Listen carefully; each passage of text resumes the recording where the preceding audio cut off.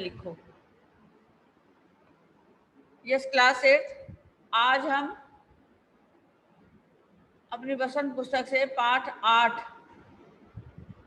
के कुछ कठिन शब्दार्थ और प्रश्न उत्तर करेंगे। तो आइए बच्चों, देखिए पहला शब्द, पहली जो दोहा है आपका, जाति न पूछो साध की, पूछ लीजिए ज्ञान, मूल करो तलवार का, पड़ा रहन दो म्यान।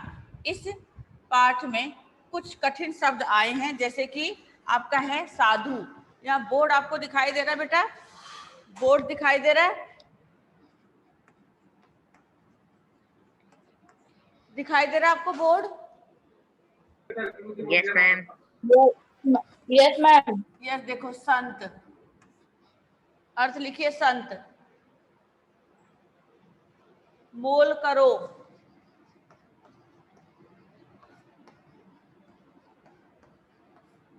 मोल करो, दाम तय करना।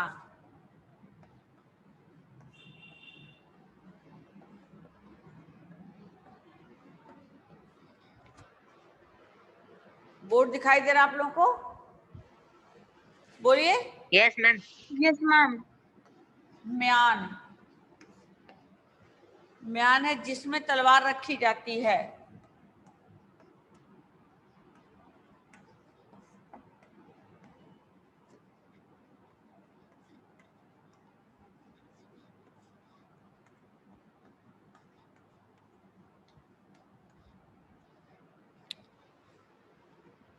यस, लिख लिया। नेक्स्ट आपका है आवत गारी एक है, उल्टत होई अनेक, यह कबीर कह कबीर नहीं उलटिए, वही एक की एक। आवत मतलब, आवत का मीनिंग लिखिए, आते हुए।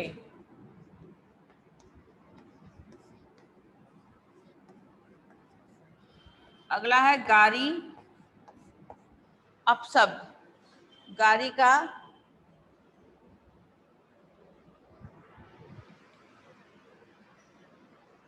अपशब्द।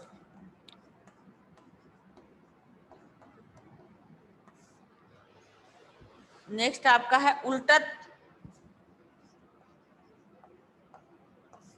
जवाब देना।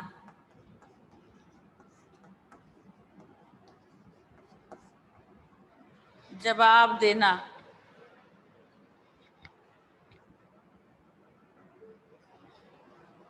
ओके, होई मतलब हो जाती है। होई का मीनिंग है आपका हो जाती है।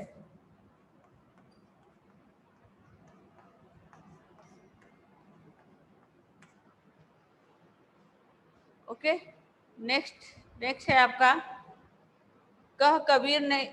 नेक्स्ट आपका है थर्ड नंबर पर, माला तो कर में फिरे, जीभ फिरे मुख माही, मनुआ तो चौदिसे फिरे, यह तो सुमिरन के नाही। यस, ये मैं रब कर दूं,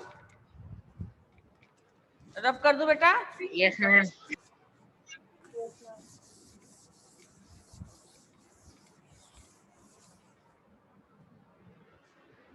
इसका लिखिए, कर मतलब हाथ, कर का मतलब है हाथ, फिरे यानी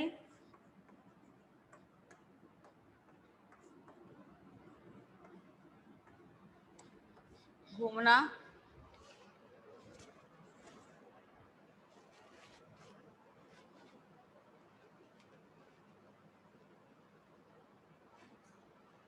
माही मतलब में,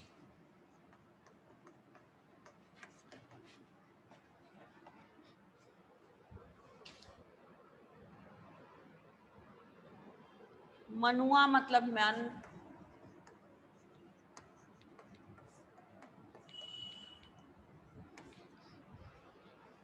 ये घूमना फिरे, घूमना का इसका आप चक्कर लगाना भी लिख सकते हो, है ना? घूमे या चक्कर लगाना ऐसे भी लिख सकते हो। चहु मतलब चारों दिशाएं।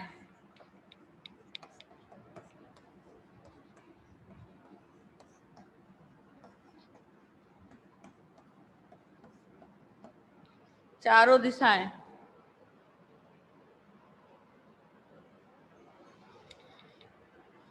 इसको ऐसे भी कर सकते हो, चारों चहु चारों खाली लिख सकते हो।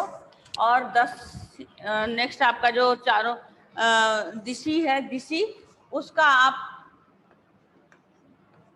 दिशाएं लिख सकते हो। मैम शायद वो चहु नहीं दहु है। मैम चहु नहीं दहु है। दिशी दिशी, चहु चहु मतलब चारों हो गया ना। चहु का मतलब है चारों, और दिशी का मतलब है दिशाओं। दिशाओं, दिशाएं की जगह दिशाओं। ओके,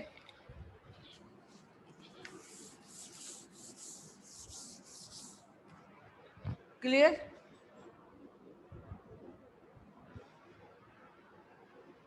और सुमिरन मतलब स्मरण।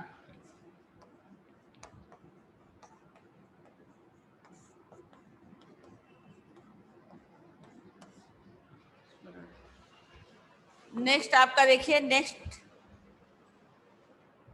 कबीरा घास नरिंदिए जो पांव तले होए, उड़ पड़े जब आंख में खरी दुहेली हो। इन पंक्तियों का कठिन शब्द अर्थ देखिए। घास यानी तिनका। रब कर दूं? अब ये रब करूं? रब करूं बेटा? यस या नो? रब करूं? Yes ma'am, yes ma'am. Yes, ma'am.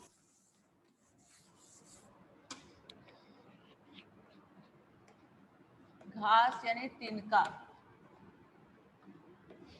घास यानी तिनका। तिनका, पाँव मतलब पैर।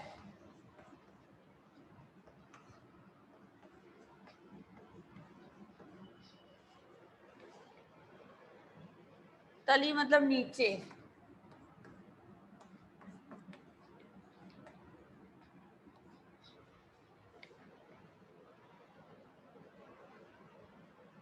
दुहेली मतलब कष्ट।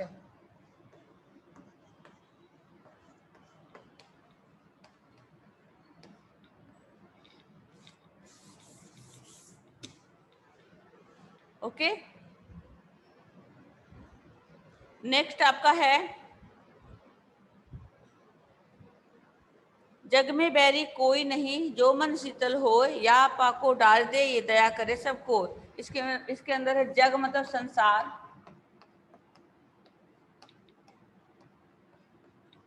जग का है संसार, बैरी मतलब दुश्मन,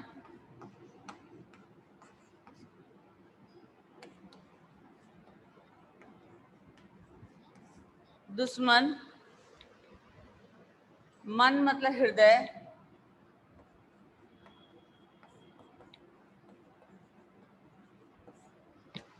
आप सबको दिखाई दे रहा है? शीतल मतलब शांत,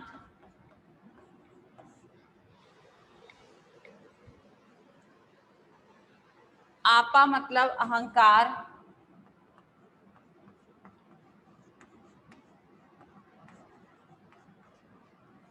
अहंकार। ओके, और एक लास्ट है दारिदे। दारिदे का अर्थ है त्यागना, त्याग दे। ठीक है, त्याग दे भी कर सकते हो, त्यागना भी कर सकते हो, त्याग देना भी कर सकते हो, त्याग दे।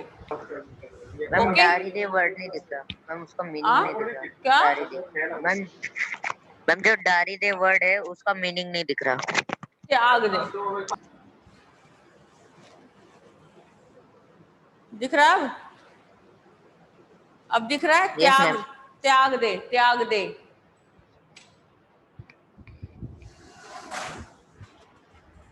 अब सबको दिख रहा है?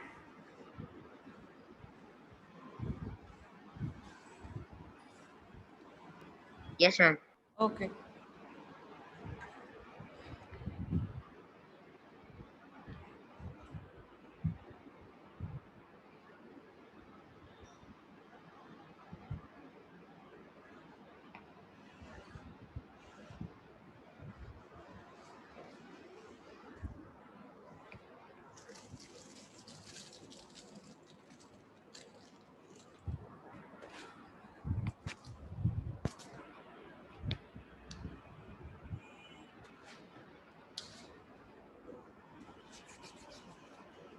यस बेटा, अब चलिए क्वेश्चन पर आ जाए। अब हम क्वेश्चन पर आ जाए बेटा। चलिए, पहला क्वेश्चन है आपके बुक में, तलवार का महत्व होता है म्यान का नहीं, उक्त उदाहरण से कबीर क्या कहना चाहते हैं? स्पष्ट करिए।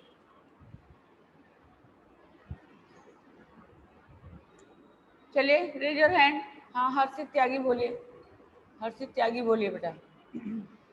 तलवार का महत्व होता है म्यान का नहीं से कबीर यह कहना चाहते हैं कि असली चीज की कद्र की जानी चाहिए। दिखावटी वस्तु का कोई महत्व नहीं होता। जिस प्रकार तलवार की मजबूती और उसकी धार देखी जाती है, किसी व्यक्ति की पहचान अथवा उसका मोल उसकी काबिलियत के अनुसार लय होता है, तय होता है न कि कुल जाति धर्म आदि से। उसी प्रकार ईश्वर का भी वास्तविक ज्ञान जरूरी है। हाँ। ढोंग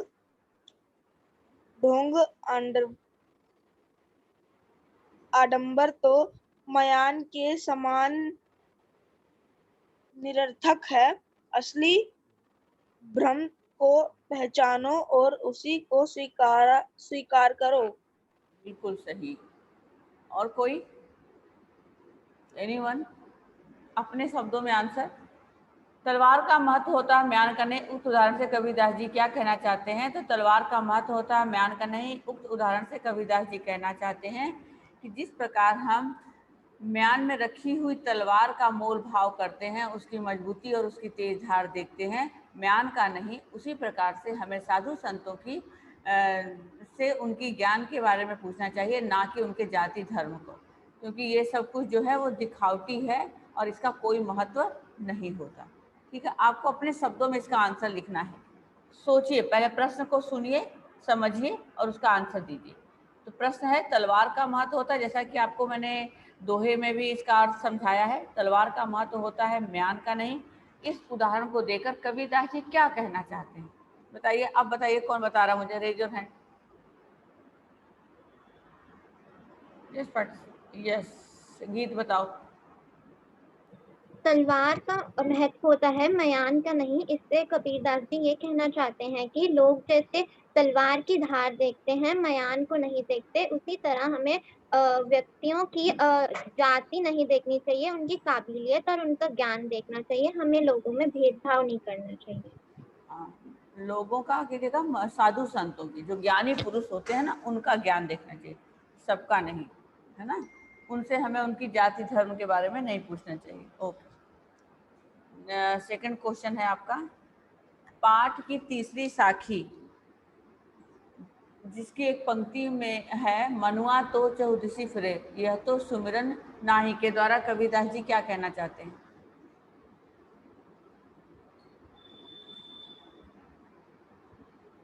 बोलो, रेज योर हैंड।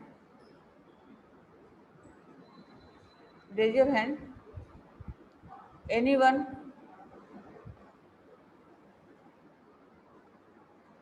किसी को कुछ नहीं आता? देखकर भी, बोलकर भी, समझ के भी, किसी बच्चे को कुछ नहीं इसका आंसर समझ में आ रहा है? मनुआ तो चौदिसी फिरे। सार्थक सहगल। सार्थक सहगल। Yes ma'am. बोलो। इस साथी के द्वारा कबीर केवल माला फेरकर ईश्वर की उपासना करने को ढोंग बताते हैं। माला फेरने और मुंह पे राम राम जपकर कोई व्यस्त है। ईश्वर उपासना के लिए मन की एकाग्रता आवश्यक है। इसके बिना ईश्वर स्मरण नहीं किया जा सकता। देखो बेटा, आप इसको अपने अगर शब्दों में लिखते हो कि मनुआ तो चौदिसी फिरे, यह सुमिरन के नाई, आप कैसे लिख सकते हो कि इसके इन पंक्ति के द्वारा कबीरदास जी हमें आडंबर पूर्ण, मतलब दिखावेबाजी वाला जो भक्ति है उसके बारे पर एक व्यंग किया है, और कहा है कि जो हम हाथ में माला लेकर के राम राम को भजन करते हैं, नाम नाम का उच्चारण करते हैं, वो भक्ति किसी काम की नहीं अगर हमारा मन चारों दिशाओं में घूम रहा है और हमारा मन स्थिर नहीं है, चंचल है, तो ऐसी भक्ति किसी काम की नहीं होती है। हमें स्थिर होकर के ही भगवान की भक्ति करनी चाहिए। हाँ बोलो, और कौन बता रहा है? यस मैम, कबीर दास जी इस पंक्ति के द्वारा केवल माला फेंक कर दिखावे और आडंबर की भक्ति करने वालों पर व्यंग्य करते हैं। वे कहते हैं कि भगवान का स्मरण एकाग्रित होकर करना चाहिए। यदि हमारा मन चारों दिशाओं में भटक रहा है और हम राम राम जप रहे हैं तो वह भक्ति सच्ची भक्ति नहीं है। Yes right. अब अगला क्वेश्चन है इसका, कबीर घास की निंदा करने से मना करते हैं। कबीर के दोहे में घास का विशेष अर्थ क्या है और कबीर के उक्त दोहे से हमें क्या संदेश मिलता है? बोलो बोलो इसका आंसर।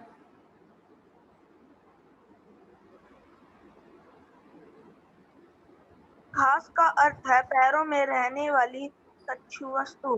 कबीर अपने दोहे में उस घास तक की निंदा करते हैं निंदा करने से मानो करते हैं जो मना करते हैं हमारे पैरों के तेल होती है, तले होती है, तले हमारे पैरों के नीचे। कबीर के दोहे में घास का विषय अर्थ है। यहाँ घास डूबे कुचले व्यक्ति की प्रतीक है। कबीर के दोहे का संदेश यही है कि व्यक्ति या प्राणी चाहे वह जितना भी छोटा हो उसे तुच्छ समझकर उसकी निंदा तुच्छ समझकर बेटा, तुच्छ। अब इसको आप अपने शब्दों में हर्षित बोल सकते हो ना कि कबीर के दोहे में घास की निंदा, यहाँ पर आपका क्वेश्चन दे रहा है कि कबीर घास की निंदा करने से क्यों मना करते हैं, है ना? इस दोहे के आधार पर स्पष्ट करना आपको। तो कबीर ने दोहे घास की निंदा करने से इसलिए मना किया है क्योंकि जिस चीज को, है ना, उनका कहने का यहाँ पर प्रश्न है आपका कि घास का विशेष अर्थ क्या है। घास का यहाँ पर घास तिनका तो है ही है विशेष अर्थ, पर इसका विशेष अर्थ यहाँ पर इस दोहे में एक छोटे दबके के जो व्यक्ति होते हैं, जो अपने आप मेहनत मजदूरी करके खाते हैं, उनके ऊपर ये उनसे संबंध किया गया है। क्योंकि कई बार जो बड़े रुतबे वाले लोग होते हैं, ऐसे व्यक्तियों को बड़ा ही अपमान या उनका निरादर करते हैं। ऐसी स्थिति में हम बड़े अभिमान में तो रहते हैं अपने पैसे के और अपने पोस्ट के गरूर में, लेकिन ये हमें नहीं पता कि जिसका हम अपमान कर रहे हैं वो कब हमारे दुख का कारण बन सकता है। जैसे कि हमारे पैरों के नीचे रहने वाली एक छोटे से घास का तिनका है, वो भी जब उड़ करके हमारे आंखों में पड़ती तो हमारे लिए कितना कष्टदायी हो जाता है उस समय की स्थिति, और हम बेचैन हो जाते हैं। तो इसीलिए हमें कबीरदास जी के कहने का अर्थ यह है कि हमें कभी भी किसी भी व्यक्ति जो छोटे लोगों के मतलब विशेषकर जो छोटे लोगों की है, व्यक्ति या प्राणी चाहे जितना भी छोटा क्यों ना हो, उसे हमें तुच्छ यानी कमजोर या खराब समझ करके उसकी निंदा हमें नहीं करनी चाहिए। कभी भी अपने से छोटों की बुराई निंदा नहीं करनी चाहिए। क्लियर? यस, क्लियर हो गया? No? Yes, very good. And fourth question है आपका, मनुष्य के व्यवहार में ही दूसरों को विरोधी बना लेने वाले दोष होते हैं। यह भावार्थ किस दोहे में है? ये तो आसान है आपको बताना, आंसर कोई भी बता सकता है, खाली दोहा का नाम बताना है, बता दो। हाँ बोलो, ये तो बता ही सकते हो। जग में बेरी कोई नहीं, जो मन शीतल हो या आपा को डारी दे दया करे सब कोई। बिल्कुल सही। तो ये आपका दोहा नंबर कौन सा है आपका? 5वां। जग में बैरी कोई नहीं, जग में बैरी कोई नहीं, जो मन शीतल हो या आपा को डाल दे दया करे सबको। यह 5वें नंबर का जो दोहा है वो इसका आंसर, बस आपको दोहा लिखना है दीदी। ओके, अब आपका ये प्रश्न कंप्लीट हो गया, प्रश्न उत्तर यहाँ पर। और ये जो पार्ट से आगे के क्वेश्चन है, या आपा को, फिर यहाँ बीच में आपा खो, इन दोनों पंक्तियों में आपा को छोड़ देने की बात की गई है। आपा किस अर्थ में प्रयुक्त हुआ है? क्या आपा स्वार्थ के निकट का अर्थ देता है या निस्वार्थ? आपा मतलब, आपा का क्या मतलब यहाँ बताया गया है? अहंकार। हाँ बोलो बोलो। अहंकार, यस अहंकार। अहंकार। अहंकार, यस। आपा अहंकार के अर्थ में प्रयुक्त हुआ है ना, तो आपा का अर्थ जो है वो घमंड, घमंड है, मतलब हम घमंड करते हैं। फिर है सभी मनुष्य एक ही प्रकार से देखते सुनते हैं, एक समान विचार नहीं रखते। हम, हमारी आंखों से एक जैसी चीजें सामने दिखती है और सुनते भी हम कानों से एक जैसी बातें हैं, पर हमारे दिमाग के अंदर जो बातें होती हैं, जो हम सोचते हैं, वो हमारा सब कुछ अलग होता है। आपकी क्लास में ही देखो 40 बच्चे होते हैं, 45 बच्चे होते हैं, एक टीचर आपको पढ़ा रही होती है, इसमें से कितने बच्चे जो है मैम की कही हुई बात को एक बार में समझ जाते हैं और उनके मार्क्स भी कितने अच्छे आते हैं, और कुछ बच्चे होते हैं उनको 10 बार बताने पर भी नहीं जल्दी से समझ में आता। तो इसलिए ये क्या कहते हैं कि हमारे जो विचार होते हैं वो एक समान हम नहीं रखते, अपनी अपनी मनोवृत्तियां जो होती है उसके अनुसार ही हमारा दिमाग कार्य करता है। पाठ में आई कबीर की किस साखी में पंक्तियों का भाव है, एक समान होने के लिए आवश्यक क्या है?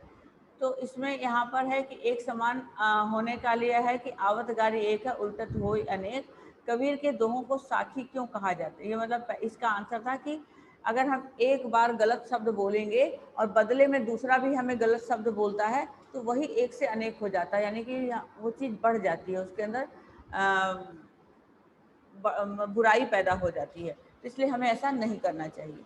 और अगला क्वेश्चन है, कबीर के दोहों को साखी क्यों कहा जाता है? बताओ जरा इसका आंसर। तो बच्चों, कबीर के दोहों को साखी इसलिए कहा जाता है क्योंकि इसमें श्रोता को गवाह मानकर, जो सुनने वाला है उसको गवाह मानकर हम साक्षात ज्ञान दिया जाता है, ज्ञान की बातें बताई जाती है, ऐसा करो, ऐसा करोगे तो ऐसा होगा। ठीक है, मतलब साधारण रूप से कहा जाए कि जो साधारण बोलचाल की क्षेत्रीय विशेषताओं के कारण शब्दों के उच्चारण में परिवर्तन होता है। जैसे वाणी शब्द वाणी बन जाता है, कहीं कहीं हम लोग वाणी बोलते हैं ना, वाणी मतलब जो हमारा शब्द है, आवाज है, वो कहीं हम बोल देते हैं उसको वाणी।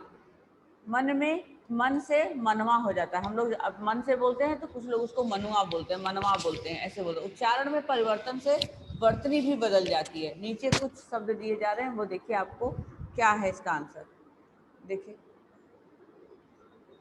आपकी पुस्तक में है दिए हुए शब्द, इनका सही परिचय देना है आपको। जो आपकी पुस्तक में कुछ ऐसे शब्द दिए हैं, उनका सही रूप लिखना है आपको।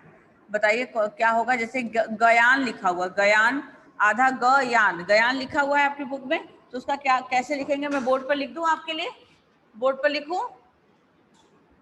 यस, देखिए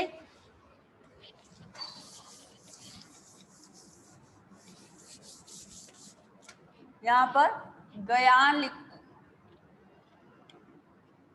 ज्ञान लिखा हुआ है, आपको इसका आंसर लिखना है ज्ञान। ठीक है, ये लिखोगे। दूसरा आपका है जीभी, जीभी लिखा हुआ है, इसका आप अर्थ लिखोगे जीभ। थर्ड नंबर पर आपका लिखा हुआ है पाँव, पैर।